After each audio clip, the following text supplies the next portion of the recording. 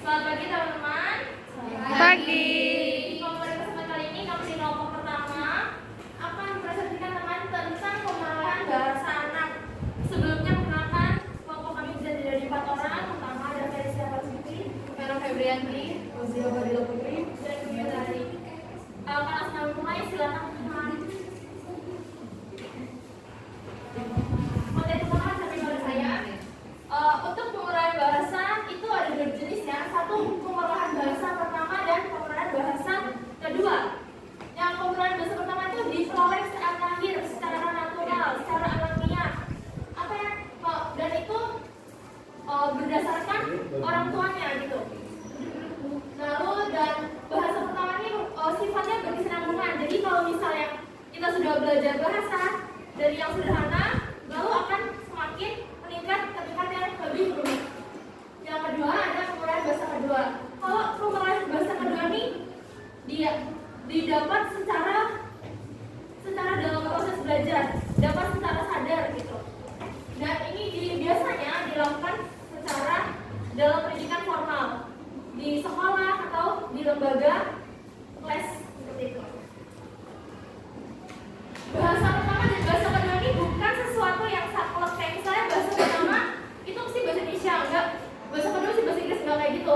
Bahasa pertama itu kalau misalnya saya lahir di Indonesia, di Lampung, bahasa pertama saya ibu saya mengajarkan bahasa Indonesia. Lalu nanti di sekolah saya belajar bahasa Inggris, berarti bahasa pertama saya bahasa Indonesia dan bahasa kedua saya bahasa Inggris. Tapi kalau misalnya saya lahir di Korea, bahasa pertama saya bahasa Korea, bahasa keduanya terserah apa aja. Jadi tergantung bahasa pertama apa yang pertama kita pelajari gitu. Selanjutnya ada hakikat pemerahan bahasa. Sudah saya sampaikan tadi, pemerahan bahasa tuh yang pertama dia prosesnya secara tidak sadar atau alami dalam selama dia masa kanak-kanak dia memperoleh bahasa dari kata-kata dari orang tuanya dan lingkungannya. Selanjutnya di sini ada proses penguasaan bahasa. Pemerahan bahasa pertama itu berasal dari bahasa Inggris ya, acquisition, artinya akuisisi, jadi mengakuisisi bahasa. Dan prosesnya itu ada 3. Di sini anak itu mendengar dulu input, orang di sekitarnya itu ngomong apa sih, bahasa apa, ngomong kata-kata apa. Dan setelah dia mendengar, bahasa itu tuh diproses di dalam otak dia dengan bantuan apa? Dengan bantuan LAD atau Language Acquisition Device. Dan LAD ini sifatnya dia mutlak dan itu merupakan nama dari Tuhan yang Maha Kuasa. Nah, setelah dia mendengar dan dia memproses dalam otaknya, di sini dia bisa belajar untuk membangun tata bahasa dan menggunakannya. Ini ada skema. Ini secara lebih jelas saja ya, tapi sama seperti yang saya sudah jelaskan tadi. Dan di buku cetak, di buku Panti itu juga ada skema halaman 5. Selanjutnya ada perkembangan perolehan bahasa pertama. Sejak lahir tuh kan kita kan nggak bisa langsung ngomong secara jelas dan bentuknya jelas dan bisa dimengerti, ada maknanya. Di sini ada tahap-tahapnya. Saat dia usia 0 sampai 0,5 itu namanya tahap pralinguistik pertama.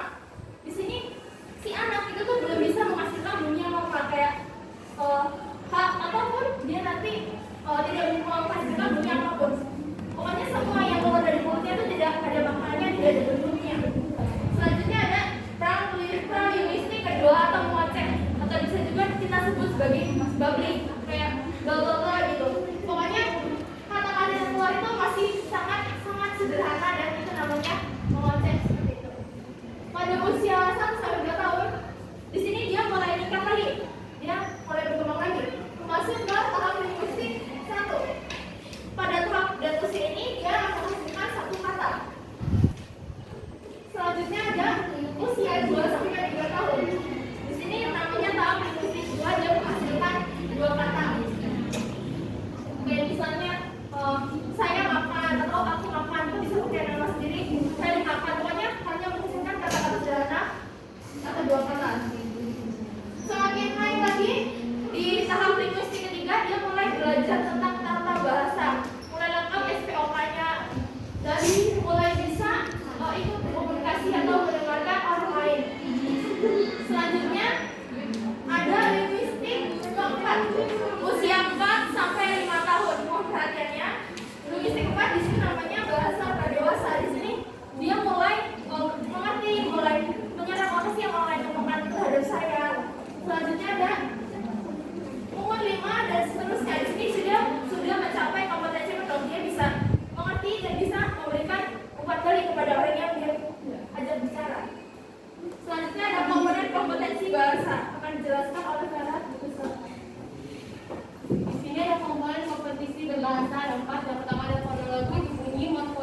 berbentuk kata, sintaksis itu ilmu tata kalimat, dan semantik itu adalah makna.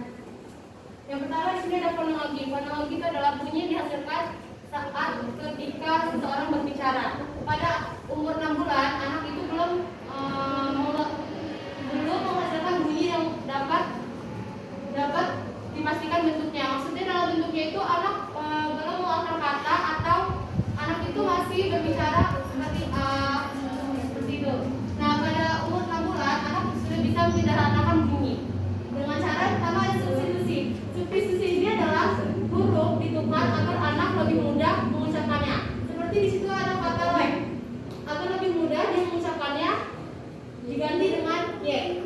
Yang kedua ada kata apple, agar lebih mudah mengucapkannya diganti dengan apple. Yang ketiga ada kata si ini diganti dengan t. Yang kedua ada asimilasi. Asimilasi sendiri itu dipakai hanya konsonan depan saja, yang belakang tidak dipakai. Nah, di situ ada kata bird diganti dengan beat karena konsonan belakangnya tidak dipakai. Yang kedua ada hammer, kita sebutnya hammer. Yang ketiga ada tiny, disebutnya dengan tiny. Yang ketiga ada struktur kata. Struktur kata ini dipakai hanya satu saja konsonannya. Seperti ada clown, disebutnya jadi clown. Sedangkan di situ ada kata clwn, tapi disebutnya menjadi clown. Yang kedua ada kata fly, hanya memakai satu konsonan saja yaitu p, jadi kita menyebutnya p.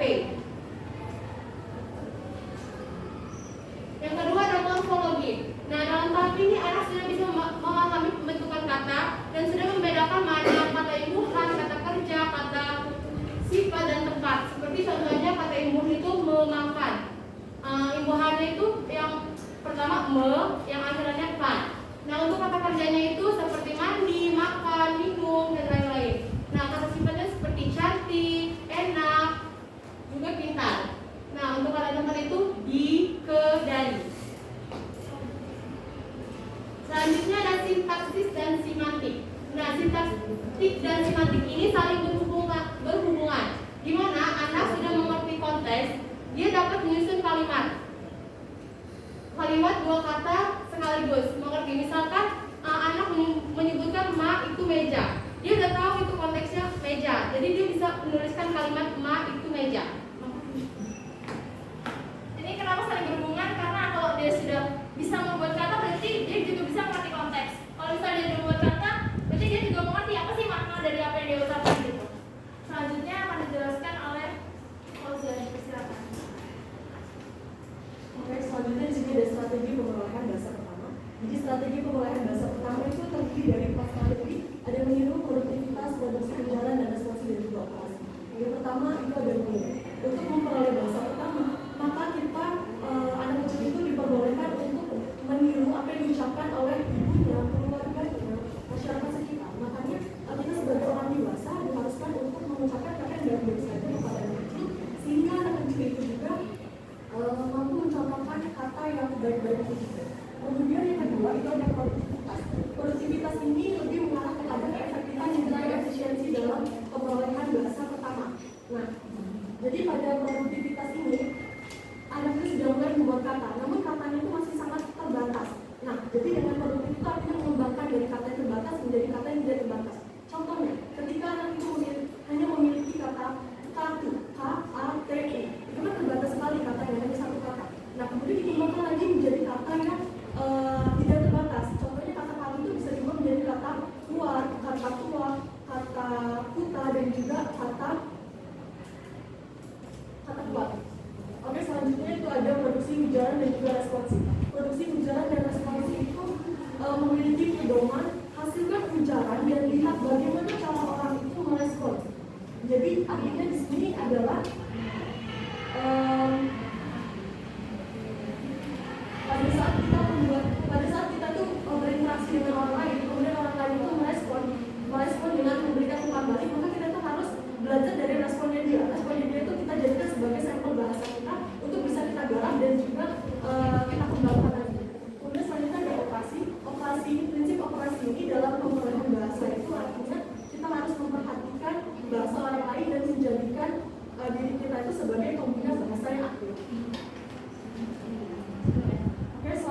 sini ada perolehan bahasa kedua. Bahasa kedua itu dapat kita definisikan sebagai bahasa yang diperoleh dan juga dipelajari setelah kita menguasai bahasa pertama. Pemerolehan bahasa kedua ini dapat diperoleh secara sadar dengan melakukan kegiatan formal atau kegiatan pembelajaran. Nah, pada bahasa pertama itu biasanya digunakan pada semua aspek. Semua aspek ini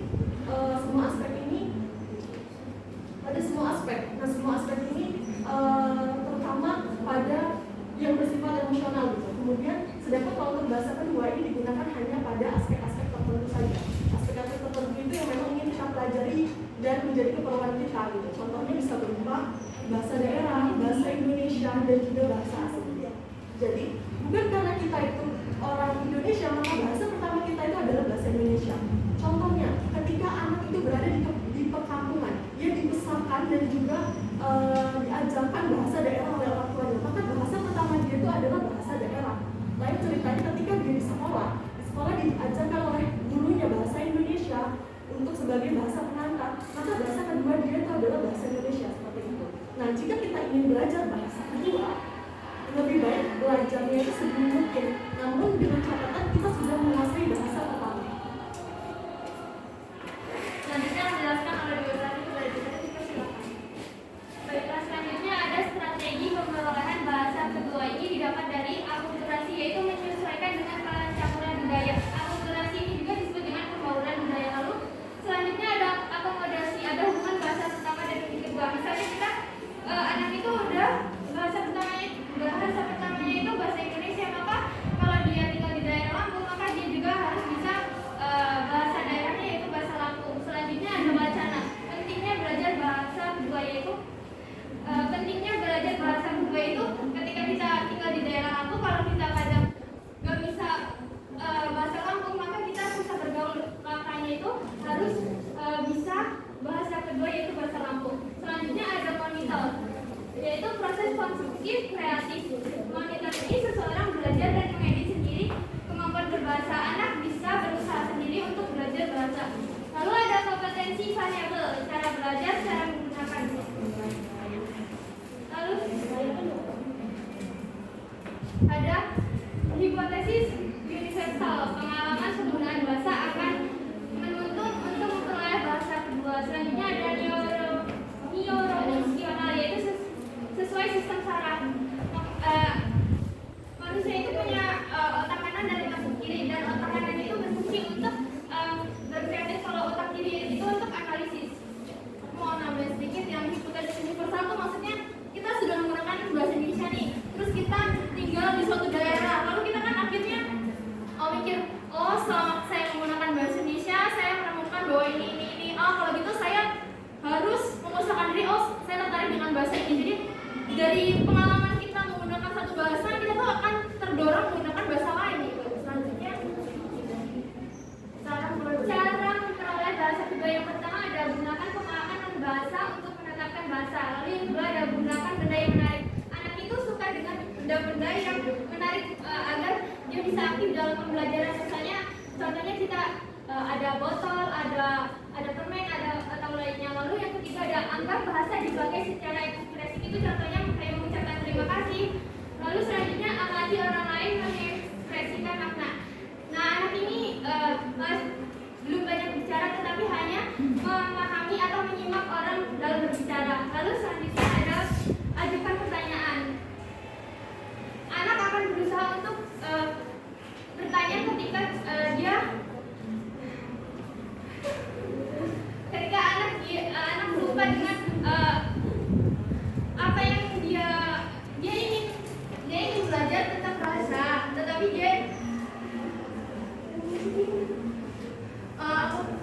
aku lanjutin, ajukan pertanyaan tuh sama aja kayak misalnya kita belajar apapun kan supaya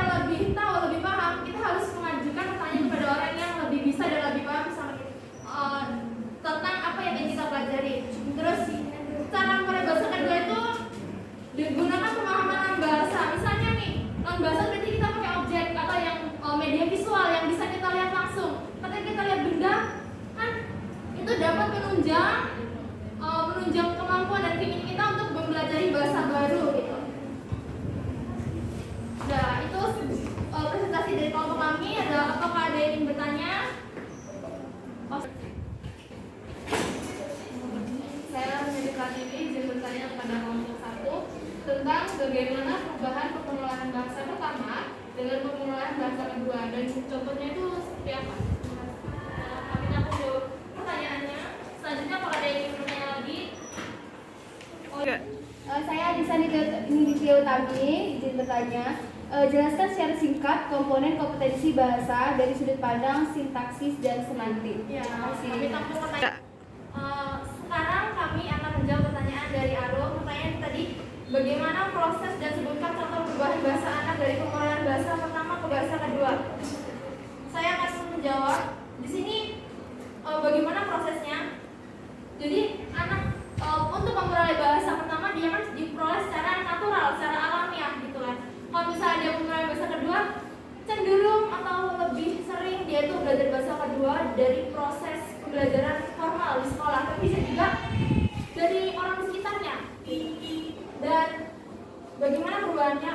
Sebenarnya ya, dari belajar bahasa pertama ke belajar bahasa kedua itu bukan perubahan namanya, tapi itu adalah perkembangan, karena bahasa pertama dan bahasa kedua dan bahasa seterusnya itu bisa digunakan secara bersamaan. Prosesnya ya. Nah, ini juga berkaitan dengan strategi akomodasi yang mana itu ada hubungan antara bahasa pertama dan bahasa kedua. Dan pada strategi akomodasi itu menyatakan bahwa hubungan masyarakat bahasa pertama dan masyarakat bahasa kedua dalam berinteraksi itu saling menentukan pengelolaan bahasa kedua.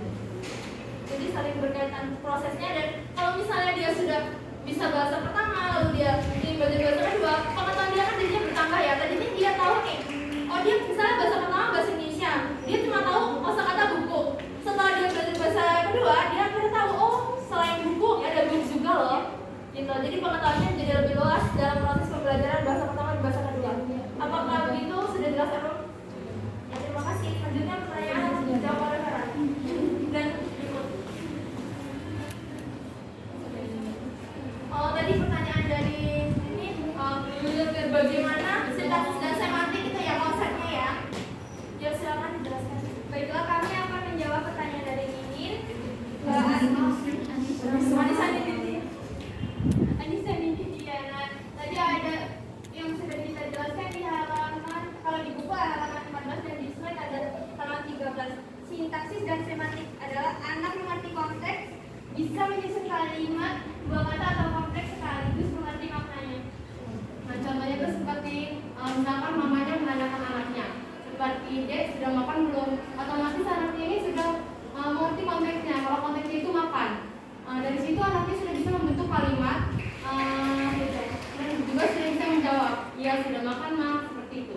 Jadi kalau misalnya dia sudah mengerti, oh orang itu berarti mama saya ngomong saya udah makan belum, berarti konteksnya makan. Kalau dia bisa jawab, berarti kan dia mengerti apa maknanya. Jadi saling berkaitan. Kayak tadi di slide sebelumnya kan sudah jelaskan ya, bahwa sintaksis itu ilmu tata kalimat, lalu semantik itu maknanya. Jadi kalau misalnya dia sudah bisa menyusun tata kalimat, berarti dia juga sekaligus mengerti maknanya gitu. Apakah sudah jelas? Ya, terima kasih pertanyaannya.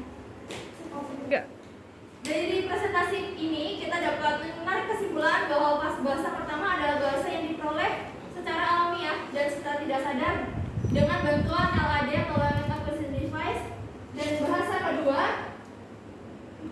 itu merupakan bahasa yang diperoleh secara proses pembelajaran dan itu dilakukan secara sadar. Seperti kata Seth Crawford bahwa manusia itu hidup baru apabila dia mempelajari bahasa baru. Jadi kalau misalnya kita hanya mempelajari satu bahasa berarti kita hanya hidup satu kali, dan kalau kita cuma bisa satu bahasa berarti kita hanya